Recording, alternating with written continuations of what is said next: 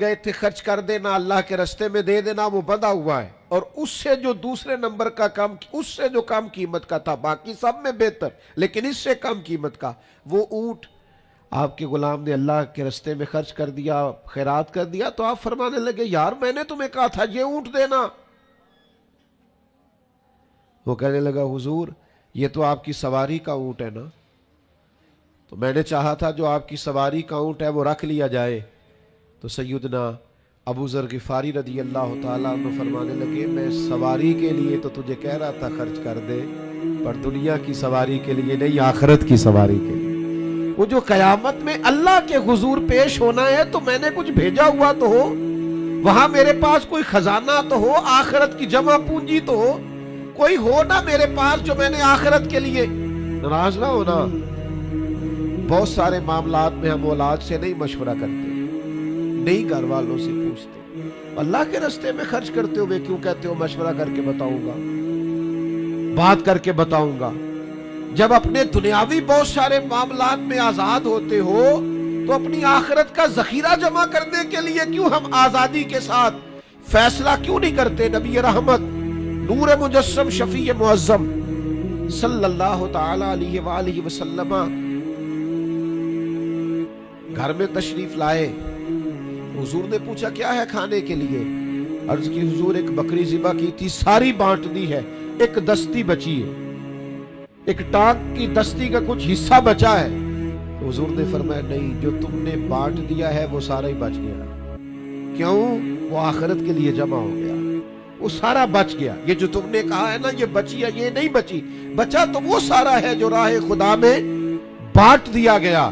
میرے عزیزو، اتنا بڑا مجمع ہے، ہزاروں کی تعداد میں آپ لوگ تشریف لائے ہیں، میں عاجز آدمی، آپ سب سے زیادہ گناہگار، صرف ایک پیغام دینا چاہتا ہوں، اللہ کے سامنے ہم نے کھڑے ہونا ہے، اپنی آخرت کی تیاری کریں۔ میں بھی آج نئے سرے سے اپنی زندگی پر غور کروں گا، آپ بھی نئے سرے سے اپنی زندگی پر غور کریں۔ میں بھی آج اللہ کے حضور صدق کے دل سے معافی مانگوں، ہم سب اللہ کے حضور حاضر ہیں، جمعہ پڑھنے آئے ہیں، معافی مانگے، سارے اپنے رب کی بارگاہ میں عرض گزار ہوں کہ ہمارا مالک ہمارے اوپر فضل کرے اور ہمیں ایسی توفیق دے کہ ہم اپنی آخرت کے لیے کوئی ذخیرہ کر سکیں۔ آخرت کی فکر بڑی اہم چیز ہے۔ آخرت کی وہ کچھ لوگ کہتے ہیں نا فکر نہ کرو، فکر نہ کرو، فکر نہ کرو، سارے دوست یہی کہتے ہیں، آپ میرے قریبی ہیں، میں آپ سے کہتا ہوں فکر کرو، فکر کرو، فکر کرو، پر اپنی آخرت کی فکر کرو۔ 2-2.5 سال ظاہری طور پر عمر کم تھی حضرت صدیق اکبر کی نبی پاک سے، لیکن ایک دن حضرت صدیق اکبر نے عرض کی یا رسول اللہ صلی اللہ تعالی علیہ وسلم، میں دیکھ رہا ہوں آپ پر تو بڑھاپا آ گیا ہے، بال مبارک سفید ہو رہے ہیں۔ تو حضور فرمانے لگے سورہ ہود، سورہ واقعہ، سورہ مرسلات، فرمایا اس طرح کی صورتوں نے مجھے بوڑھا کر دیا۔ کیوں؟ ان میں قیامت کا ذکر ہے، ان میں آخرت کا ذکر ہے، اللہ کے حضور حاضری کا ذکر ہے۔ ان صورتوں نے، ان کی فکر نے، حضور فرماتے ہیں یہ ترمذی شریف میں موجود ہے، مجھے بوڑھا کر دیا ہے۔ ہم بھی بوڑھے ہو گئے ہیں پر اولاد کی فکر میں، ہم بھی بوڑھے ہو گئے ہیں مال کی فکر میں، ہمیں بھی کچھ تھوڑی فکر کرنی چاہیے آخرت کی۔ آج سے تیاری شروع کریں، ابھی سے اپنی آخرت کے لیے غور و فکر شروع کریں۔ ایک بات عرض کر، آخرت کی فکر ہونا تو پھر بندہ بندوں کے معاملے میں بھی محتاط ہوتا ہے، بلا وجہ الزام نہیں لگاتا، بلا وجہ بدنام نہیں کرتا۔ میں نے آج آپ کی خدمت میں اس جمعے میں ایک خاص اپنے دل کا درد رکھنا ہے، کسی کے بارے میں بھی پروپیگنڈا چھوڑ دیں، کسی شخص کے بارے میں بھی غلط بات کرتے چھوڑ دیں، پڑوسی، دوست، احباب، محلے دار، جس کے بارے میں حقائق کا نہیں پتا، اس کے بارے میں ہمیں اللہ کے حضور حاضر ہونا ہے، جواب دینا ہے۔ کوئی بھی کسی بھی کی عزت پر ہاتھ ڈالنا چھوڑ دے۔ اسلام میں چور کی سزا ہاتھ کاٹنا ہے، لیکن اسلام پہلے غور کرتا ہے چوری کیوں کی، اسباب کیا بنے۔ حضرت عباد بن شرجیل رضی اللہ تعالیٰ عنہ کہتے ہیں میں نے اپنے پڑوسی کی باغ سے کچھ پھل لے لیے تھے، کچھ کھا لیے تھے، کچھ میں نے اپنی چادر کے پلوں میں چھپا لیے، ابن ماجہ میں موجود ہے۔ मुस्नद अहमद में मौजूद है, दीगर कई कुतुब अहादीस में मौजूद है। फरमाते उसने मुझे पकड़ लिया, हुजूर की बारगाह में ले गया।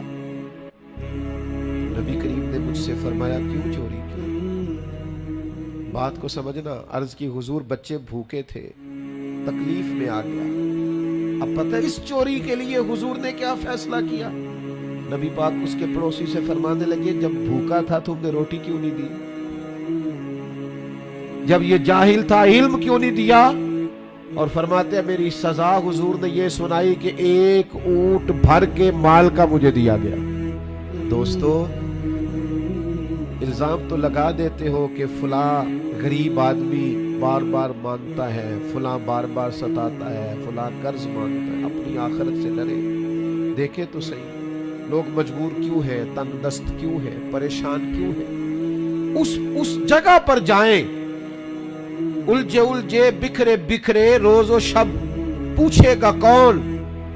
लोग तेरा जुर्म पूछेंगे, सबब पूछेगा कौन? लोग पूछते ही नहीं, तवज्जो ही नहीं करते कि जुर्म क्यों हुआ, उसकी नौइयत तक लोग जाते ही नहीं।